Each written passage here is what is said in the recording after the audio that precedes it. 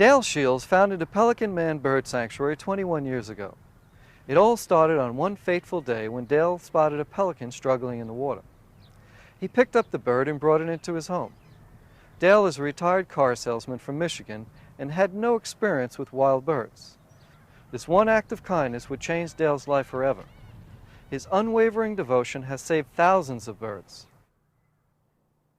My name is Dale Shields, and also known as the Pelican Man.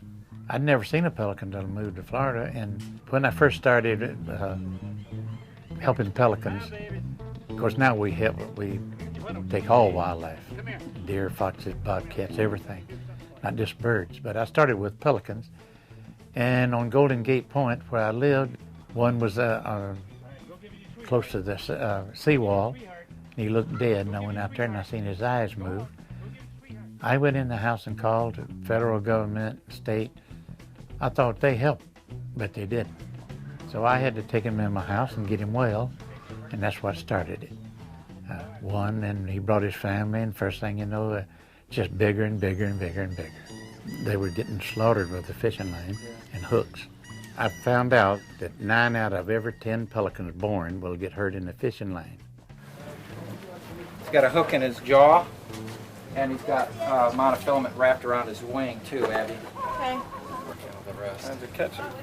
Oh, he just a couple minutes ago down at the boat ramp, he was swimming around with his head back. They know when the fisherman's got a fish before the fisherman knows it. We rescue anywhere from 4,000 to 7,000 animals a year. And we put over 4,000 back in the wild last year. That's all animals and birds. Over 4,000. So it's a job. I have over 300 people working. 30 paid people and over 300 volunteers. Of course, I don't get paid. I haven't drawn a paycheck in 21 years. I live on Social Security. I totally give my life to this. But all of our places, all these homes for these birds are cleaned every day, fresh water every day. They take better care than some people. It takes $1 million a year now for me to stay open. Do it all on donation, so it's not easy. That's why you don't see nobody else doing it. Too much work and too much money.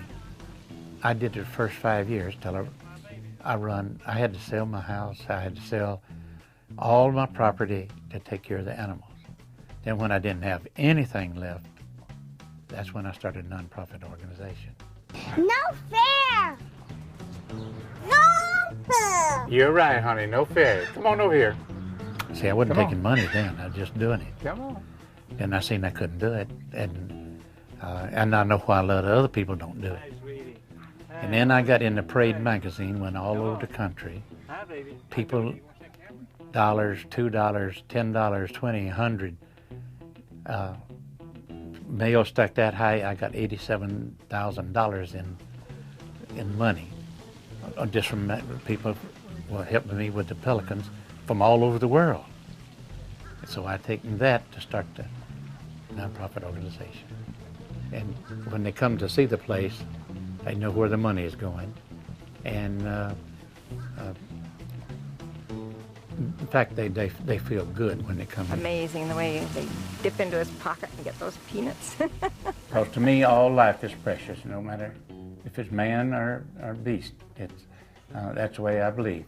We take everything. We'd take man if he would eat raw fish. 150,000 people a year come through it. And if you hadn't been there, you're going to be surprised. They want to see me. They want to know what the Pelican Man looks like. Some kids come from the north, they think I got a beak until they get here, and they're fooled when they get here. If I can inspire them at 10 years of age, they're going to love wildlife when they get 21.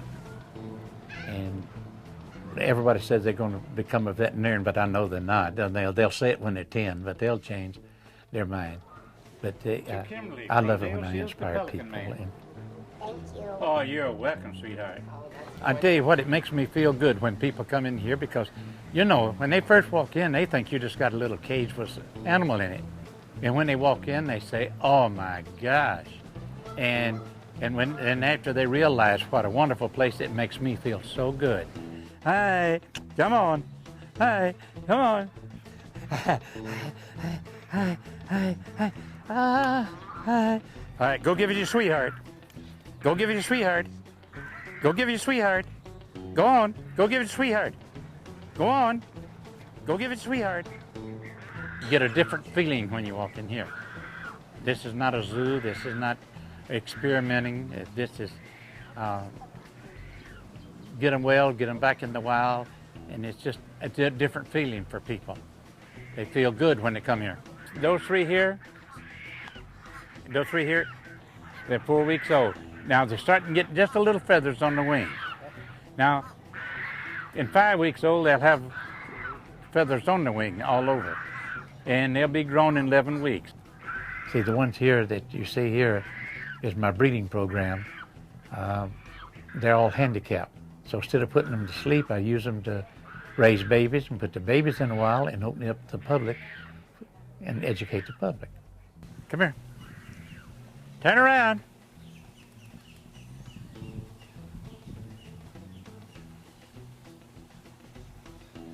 Turn around, atta baby. Turn around, Pee-wee. Atta boy. Atta boy. Yes. Yes. Yes. Yes. Yes. Isn't that nice? They love to talk to me. They love my voice.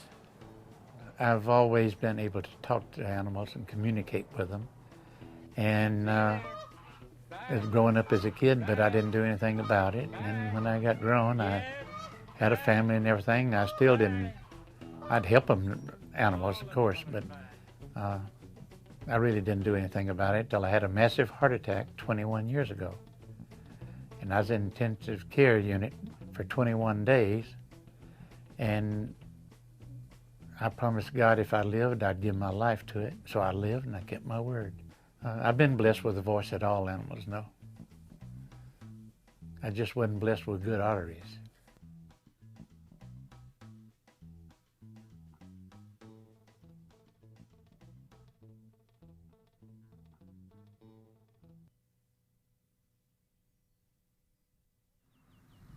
The Pelican Man Bird Sanctuary receives hundreds of phone calls each week about injured birds.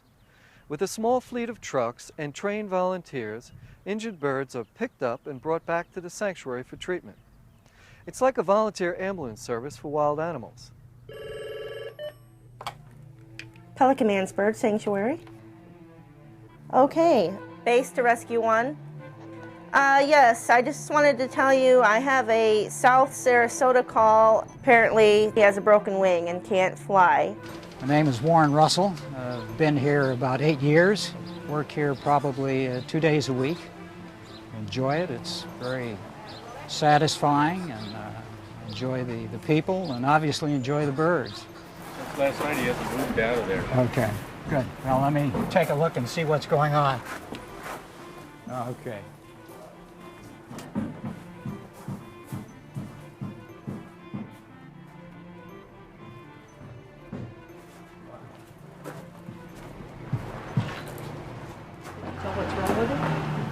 I would say he's probably eaten something that just hasn't agreed with him.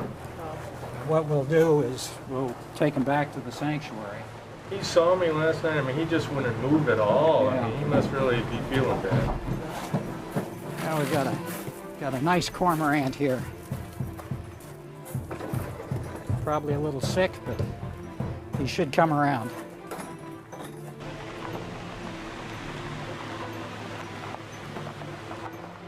On the way back to the sanctuary, Warren received another call to rescue an injured bird.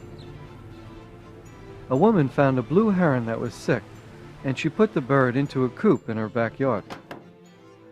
The rescue truck arrived at the house and backed into the yard by the coop. Warren grabbed the net and prepared the cage to receive the injured animal. He walked over to the coop, expecting a feisty bird that would avoid capture. But this bird was really sick.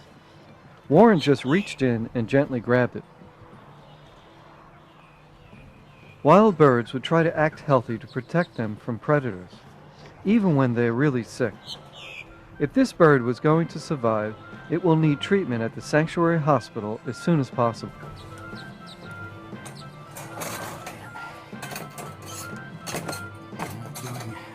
doing well.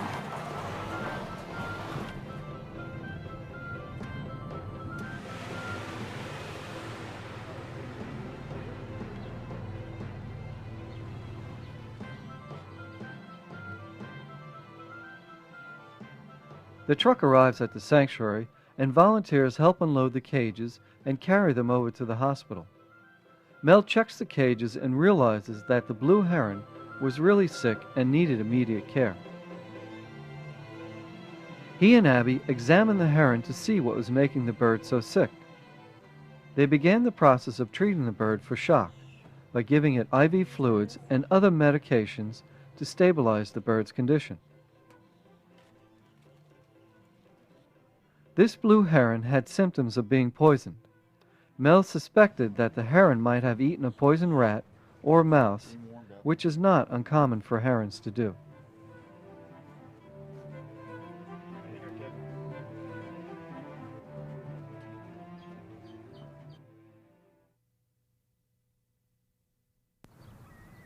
In this next segment, we'll meet Ernie Simmons. Ernie is one of the many dedicated staff members that work at the sanctuary. As a wildlife rehabilitator and an avid fisherman, Ernie knows how common it is to find birds with fishing hooks caught in their bodies.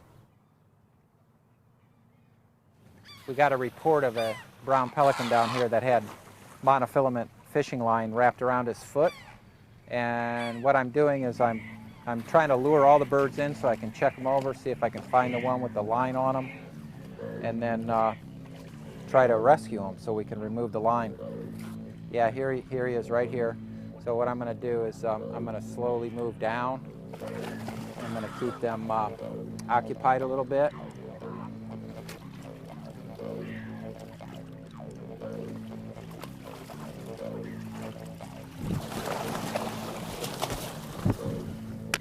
You can see the lure stuck in his wing right here. It's actually an artificial lure. There's got two lures in there. Artificial lure stuck in the same wing like that. See, this would have killed this bird. Eventually, this line and cable would have been so tightly wrapped around the bird that it would have cut the circulation off in this wing, and he would have been a goner. He's in pretty bad shape. This bird would not survive if we hadn't rescued him. So we'll take him to the hospital, and we'll let our staff do their thing, get all of these lures off of them. Kevin, got a bird here, just rescued at the boat ramp. Got two lures on him. One of the most common injuries to seabirds, including pelicans, is fishing hook injuries. The sanctuary receives hundreds of birds with fishing lures snagged in their bodies and lines wrapped around their wings. Tangled in fishing hooks, the birds will be unable to fly and suffer a slow death from starvation. Kevin wears out a pair of cutting pliers every couple of weeks from cutting all the fishing hooks.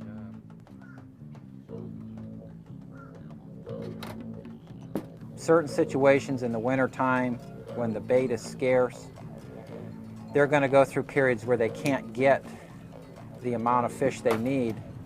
And so they sit around the piers and they sit around the cleaning stations where the fishermen are coming in, and they're going to look for a handout. And when that happens, they lose their fear of man. They associate getting fish with man, where in the wild they're out in the mangrove islands searching for bait. They're out on the grass flats, flying around looking for bait fish, diving for their own fish. That's perfectly natural for a pelican.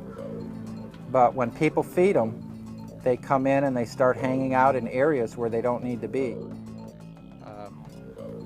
About a week or so after our veterinarian checks on them, he'll be out. Antibiotics will help that infection clear up, and he'll be back out in the wild.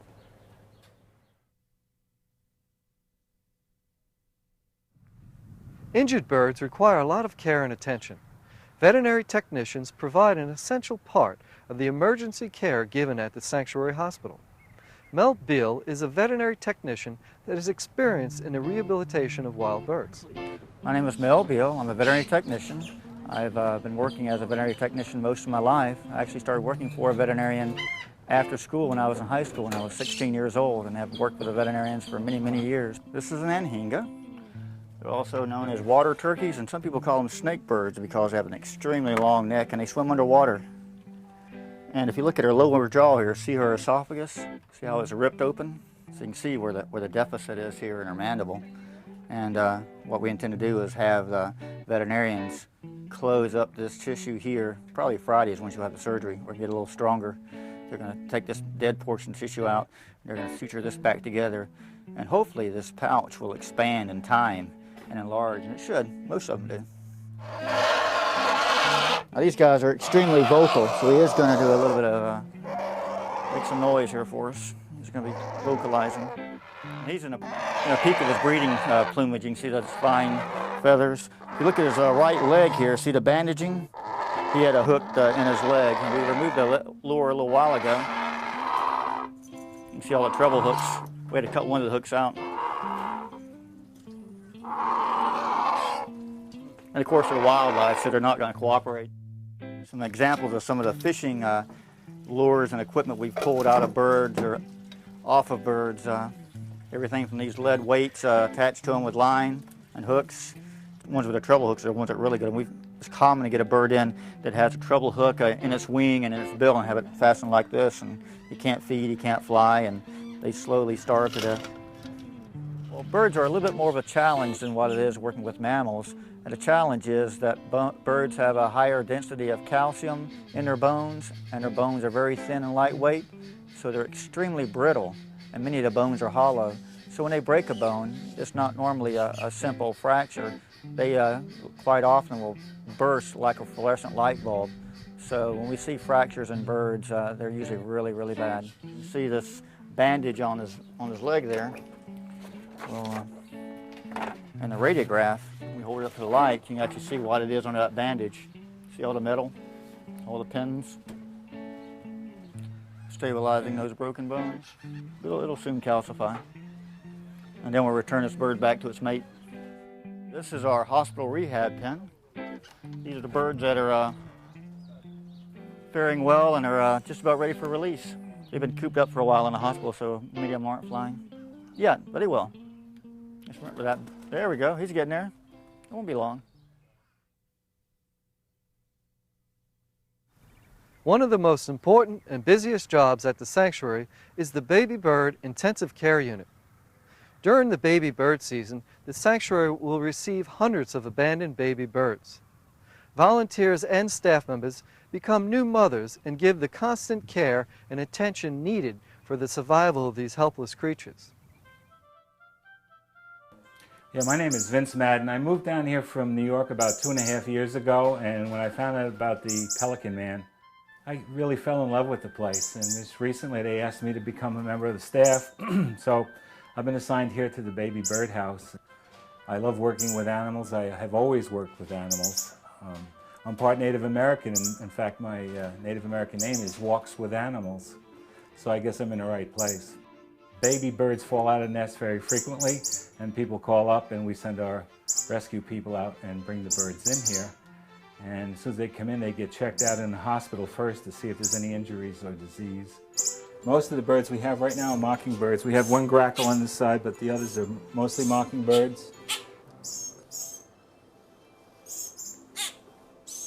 They like mealworms and grapes. This grackle is making a lot of noise in here. He's very hungry all the time. So once we're finished with one group, we need to go back and start all over again. So the feeding is consistent and enduring. It takes us all day long to keep them fed from sunup to sunset every 15 minutes.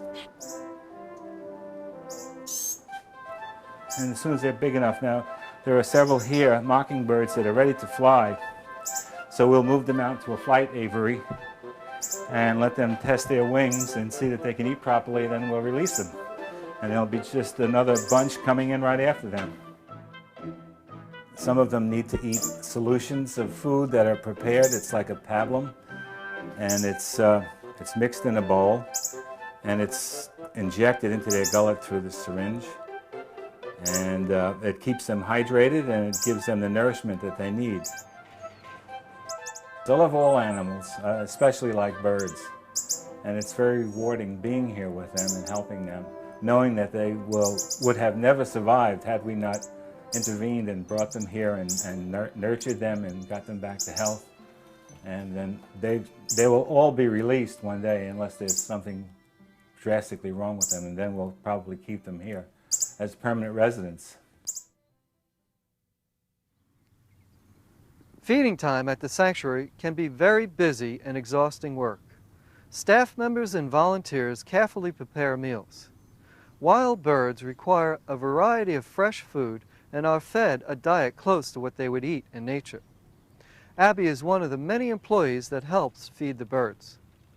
Now I'm just getting some dishes ready so that I can collect the food that I'm going to feed the birds with.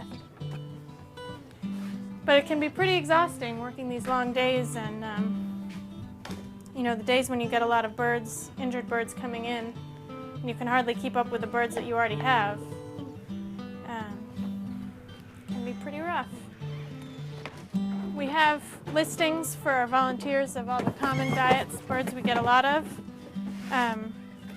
but occasionally we have to use a reference guide to determine what a bird eats in the wild, and then we try to simulate that diet as best we can with what we have. For birds that eat insects, we have 2 types of insects available, crickets and mealworms. This is a larval beetle, and lettuce for vegetable eaters. And we have 3 different types of fish, which end up being very important because obviously we have birds that eat tiny little fish and birds that eat fish much larger than this, but this is pretty much, these are the 2 large ones. They're often terribly, terribly sick by the time we get them. So when we actually bring one back and get it back to a point of health where it can be released, it's very exciting. It's very rewarding to watch them go, see them be successful.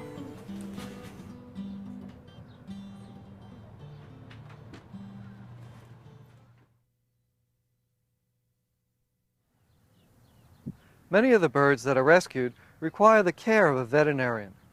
Local veterinarians volunteer their time and work together with the veterinary technicians to provide the best possible care for the health and survival of these injured birds. The skills that veterinarians provide are invaluable. Dr. Weiner, one of several volunteer veterinarians that work at the sanctuary, carefully examines a pelican that had a fishing lure removed from its wing. Retired from his practice in Cincinnati, Ohio, and now living in Florida, Dr. Weiner volunteers 2 days a week. Anyone who has any feeling for animals would enjoy working here, even though they're seeing mostly birds.